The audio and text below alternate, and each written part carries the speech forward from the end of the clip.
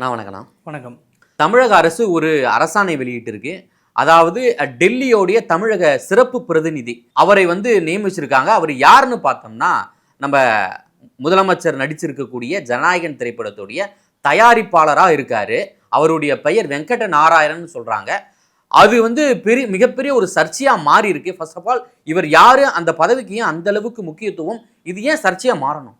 தமிழக அரசினுடைய டெல்லி சிறப்பு பிரதிநிதியாக வெங்கட நாராயணன் அவரை இன்றைக்கு அதிகாரப்பூர்வமா ஒரு அரசாணையை இன்றைக்கு தலைமைச் செயலாளர் வெளியிட்டிருக்கிறாரு. அதாவது தமிழ்நாட்டினுடைய தமிழக அரசுக்கும் மத்திய அரசுக்குமான ஒரு உறவு பாலங்களை போல ஒரு கேபினெட்டுக்கு இணையான ஒரு பதவி, கேபினெட் அமைச்சருக்கு இணையான ஒரு பதவிக்கு இன்றைக்கு வெங்கட நாராயணன் அப்படிங்கிறவரை இன்னைக்கு அரசாணையை வெளியிட்டிருக்கிறாங்க. யார் இந்த வெங்கட நாராயணன் அப்படின்னு சொல்லி பார்த்தோன்னா, நீங்களே முன்னுரையிலேயே சொன்ன மாதிரி விஜயினுடைய கடைசி படமான இன்றைய வரைக்கும் வெளியே வராமல் இருக்கக்கூடிய ஜனநாயகன் படத்தினுடைய ப்ரொடியூசர் அவர் தான் வெங்கட நாராயணன். இவர் வெறுமனே ப்ரொடியூசர் மட்டும்தானா அப்படின்னு சொல்லி பார்த்தோன்னா, இவருக்கு இருக்கிற பல தொழில்களில் ஒன்று இந்த ப்ரொடக்ஷன். வெறுமனே வெறும் சினிமாக்காரரா மட்டுமே, இது ஒரு கிளை பிசினஸ், வெறும் சினிமாக்காரரா மட்டுமே இதை பார்க்க முடியாது. அவர் ஏற்கனவே பிரஸ்டீஜ் கம்பெனியில் ஒரு முக்கியமான பொறுப்பில் இருந்திருக்கிறாரு. சிஏ படிச்சிருக்கிறாரு.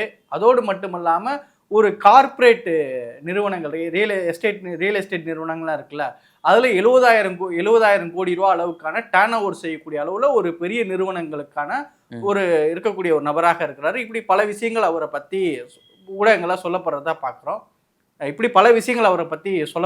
பார்க்குறோம். எனவே அவர் வெறுமனே சினிமாக்காரர் அப்படிங்கிறத சொல்ல முடியாது. அதை தாண்டி பல முகங்கள் அவருக்கு இருக்குது, பல தொழில்கள் இருக்குது. இப்படி பல்வேறு தரப்பில் ஒரு ஆளுமை கொண்டவராக தான் இருக்கிறார் அப்படின்றதான் அவரை பற்றியே நமக்கு இருக்கக்கூடிய ஒரு அறிமுகம். இப்போ இதில் என்ன அப்படின்னு சொல்லி பார்த்தீங்கன்னா, டெல்லியினுடைய தமிழக அரசின் சார்பாக டெல்லியினுடைய சிறப்பு பிரதிநிதி இந்த பதவி அப்படிங்கிறது நம்ம ஏற்கனவே சொன்ன மாதிரி இது ஒரு கேபினெட் மினிஸ்டருக்கு இணையான ஒரு பதவி.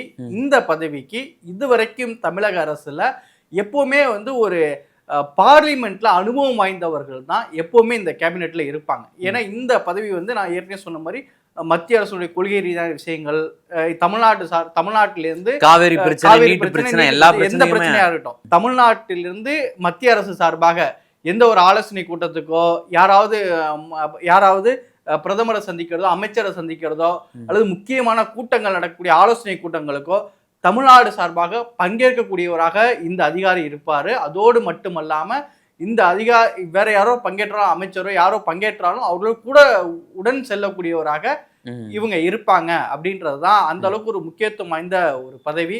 இவங்களுக்கு பாத்தீங்கன்னா இது ஒரு தற்காலிக பதவி தான். அதாவது ஓராண்டுகளுக்கு இந்த பதவி வைப்பாங்க. ஓராண்டுகளுக்கு அப்புறம் அவங்களுடைய பணி எந்த அளவுக்கு செய்யறாங்க அப்படின்றத பொறுத்து அதை பொறுத்து எக்ஸ்டென்ஷன் பண்ணுவாங்க. இந்த பதவியில ஏற்கனவே யார் இருந்திருக்காருன்னு பாத்தீங்கன்னா, திமுகவில் விஜயன் இருந்தார், ஏகேஎஸ் விஜயன் இருந்தார். அவர் ஏற்கனவே பார்லிமெண்ட்ல அனுபவம் வாய்ந்தவர். 3 முறை என்னமோ பார்லிமெண்டரியா இருந்திருக்கிறாரு, அதாவது எம்பியாக இருந்திருக்கிறாரு சொல்றாங்க. அதே போல அவர் அவர் அந்த கமிட்டிஸ் அமைப்பாங்கல்ல, மாநில உறுப்பினர்களை வச்சு, எம்பிக்களை வச்சு ஒரு குழு கமிட்டிஸ்லாம் இருப்பாங்கல்ல, இதுல 2-3 முறை பெட்ரோலியம் சார்ந்த விஷயங்கள்லாம் அவர் கமிட்டியில பங்கேற்றவர். அவர் தான் கடந்த அரசுல அவர் தான் இருப்பாரு. எப்பவுமே இந்த துறையில பாத்தீங்கன்னா, எப்பவுமே இந்த டெல்லி பிரதிநிதின்னு பாத்தீங்கன்னா, டெல்லி அரசியல்ல ஓரளவு பழக்கமானவங்க, பரிச்சயமானவங்க, மத்திய மாநில அரசுகளை பல விஷயங்களை கன்வின்சிங் பண்ணக்கூடிய இந்த பின்னணியில் இருக்கக்கூடியவங்களை தான் போடுவாங்க. முதல் முறையில தமிழக அரசியல் வரலாற்றிலேயே முதல் முறையில ஒரு சினிமாக்காரர் இல்லைன்னா ஒரு கார்பரேட் முதலாளி. ஆனா இவருக்கும் ஒரு அரசியல் சார்ந்த ஒரு தொடர்பு இருக்குன்னு சொல்றாங்களே. ஏன்னா காங்கிரஸ் கூட அவர் மிகப்பெரிய ஒரு, காங்கிரஸுக்கும் இவருக்கும் ஒரு தொடர்பு இருக்கு. அது மட்டும் இல்லாம கர்நாடகாவுடைய முதலமைச்சர் வரும், அது பின்னாடி வருவோம். முதல்ல இவர் முதல்ல டெல்லியினுடைய அரசு பிரதிநிதியாக ஒரு சினிமா ஒரு அரசியல்வாதிகளா இல்லாம ஒரு சினிமாக்காரரோ அல்லது ஒரு கார்பரேட் சார்ந்தவரோ முதல் முறை வரக்கூடியது இதுதான். இதுல பல்வேறு கணக்குகள் இருக்கலாம். நீங்க சொல்ற விஷயம் பின்னாடி வர இதுல பல்வேறு கணக்கு விஷயங்கள் இருக்கலாம். இப்ப நீங்க சொன்ன மாதிரி காங்கிரஸ் விஷயங்கள் இருக்குங்கல்ல, இவர் அடிப்படையில ஒரு கர்நாடகாவை சேர்ந்தவர். தமிழர் கிடையாது, கர்நாடகாவை சேர்ந்தவர். அது நமக்கு உறுதியா தெரியல. செலவு பெருந்தகை தான் இது சொல்றதே செலவு பெருந்தகை தான். காங்கிரஸை சார்ந்த ஒரு கர்நாடகருக்கு, இந்த கர்நாடகத்தை சேர்ந்தவருக்கு, தாயமா கொண்டவருக்கு இப்படி ஒரு பதவி கொடுத்திருக்கிறாங்க. ஒருவேளை வந்து இவர் கன்னடாவை சேர்ந்தவர் சிவகுமாருக்கு நெருக்கமானவராகவும் சொல்லப்படுது. ஆமா, சிவகுமார் நெருக்கமானவராக இருக்கிறதுனால ஒரு காவேரி சார்ந்த பிரச்சனைகளோ தீர்வு கொண்டு வந்துருவாரு அப்படிங்கிற எண்ணத்துல இப்படி போட்டிருக்காங்களா அப்படிங்கிற ஒரு பார்வையும் இருக்கு. ரெண்டாவது விஷயம் என்ன சொல்லப்படுது அப்படின்னா, இவர் சிஏ ஒரு சிஏ படிச்சவர், ஒரு முதலீடுகளை நிறைய கார்பரேட்ஸோட நிறைய பண முதலாளி. ஆமா, ஒரு பண முதலாளி நிறைய இன்வெஸ்ட்மெண்ட் சார்ந்து அவர் சம்பந்தமா கொண்டு வருவதற்காக இப்படி ஒரு விஷயங்கள் எடுத்தாங்களா அப்படின்ற ஒரு விஷயமும் சொல்லப்படுது.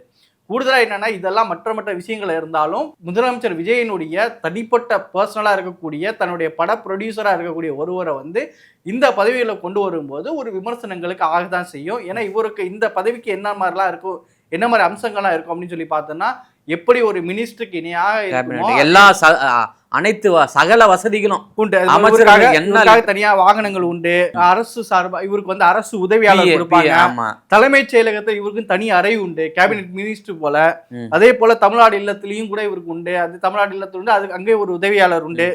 இப்படி பல்வேறு விஷயங்களை சார்ந்து ஒரு கேபினெட் மினிஸ்டருக்கு இணையான ஒரு பதவியில முதலமைச்சர் அவர்களுடைய தனிப்பட்ட பழக்கமுள்ள ஒருவர் வந்து இந்த விஷயத்துல வந்திருக்கிறாரு அப்படின்னு தான் பார்க்க முடியுது.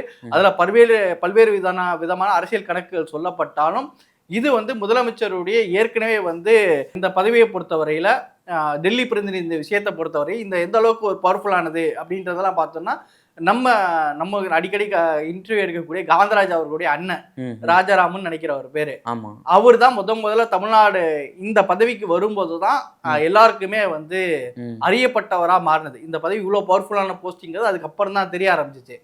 அப்போ அது மாதிரி இப்ப இந்த பதவியில இருந்து இவர் வந்திருக்கிறதுனால ஒரு பெரிய கவனத்தை பெறுது.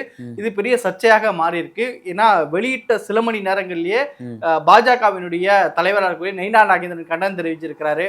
காங்கிரசுடைய தலைவர், அதாவது தாவேக்காவுடைய கூட்டணி இருக்கக்கூடிய கட்சியான காங்கிரஸ் கட்சியும் இது கடுமையான கண்டனத்தை செல்வ பெருந்தகை அவர்களும் தெரிவிச்சிருக்கிறாரு. தொடர்ந்து இந்த விவகாரம் வந்து சர்ச்சையா மாறுறதுக்கு என்ன காரணம்? ஏன்னா ஏற்கனவே வந்து சிறப்பு அதிகாரியா வந்து முதலமைச்சர் விஜய்க்கு அறிவிச்ச அந்த பண்டிட் அவருக்கும் மிகப்பெரிய ஒரு சர்ச்சையா மாறிச்சு. அவர் வந்து திரும்ப பின்வாங்கி அவர் வந்து அந்த நியமனத்தை ரத்து பண்ணாங்க. இப்ப மீண்டும் வந்து இது சர்ச்சையா மாறி இருக்கு. இது எந்த விதத்துல போகும்? இது மீண்டும் இந்த திரும்ப பெற வாய்ப்பெல்லாம் ஏதாவது ஏற்படுமா? ஏன்னா அடுத்த நிமிடங்கள்ல கூட்டணி கட்சியினர் உள்ளிட்ட பலரும் அதற்கு எதிர்ப்பு தெரிவிக்கிறாங்க. இல்ல இப்போதைக்கு நம்ம பேசிட்டு இருக்கக்கூடிய இந்த நேரத்துல ரெண்டு பிரதான கட்சிகளையும் எதிர்ப்புகள் வந்திருக்கு. இன்னும் பல பேர்ட்ட எதிர்ப்புகள் வரலாம். குறிப்பா ஒரு விஷயம் என்ன அப்படின்னு பார்த்தோம்னா, நீங்க சொல்ற மாதிரி ராதன் பண்டித்தை வந்து விஜயனுடைய தனிப்பட்ட ஆலோசனை ஜோதிடரை கொண்டு வந்து அரசு பதவியில கொண்டு வரும்போது மிக கடுமையான எதிர்ப்புகள் வந்துச்சு. எதிர்ப்புகள் வந்தோன்னா உடனடியாக சட்டமன்றத்திலே அது குறித்தெல்லாம் பேசப்பட்டோன்னா பின்வாங்கினாரு. இதே இந்த வெங்கட நாராயணன் இருக்கிறார்ல, விஜய் வந்து 108 இடங்களை வெற்றி பெற்று ஆளுநர் மாளிகைக்கு போய் பதவியேற்பு கேட்கறது போவாங்களே, பதவியேற்புக்கு அழைப்பு கோரிக்கை வைக்க போவாங்களே, அப்போ ஆளுநர் மாளிகைக்கு போகும்போதே விஜயனுடைய தனிப்பட்ட படத்தினுடைய ப்ரொடியூசர் எதுக்கு ஆளுநர் மாளிகைக்கு போறாரு அப்படிங்கிறது ஒரு சர்ச்சையாக மாறுச்சு. அந்த நபர் தான் இவரு. பிறகு 2வது முறை விஜய் வந்து 2-3 தடவை எல்லாம் போனாரு, திரும்ப ஆளுநர் மாளிகைக்கு எல்லாம் போனாருங்களா. இது சர்ச்சையானதுக்கு அப்புறம் அடுத்த 2வது 3வது முறையெல்லாம் இவர் போவே இல்லை. அப்படி ஒரு சர்ச்சையை வாங்கி இவர் விஷயத்திலேயே விஜய் வந்து பின்வாங்கினாரு.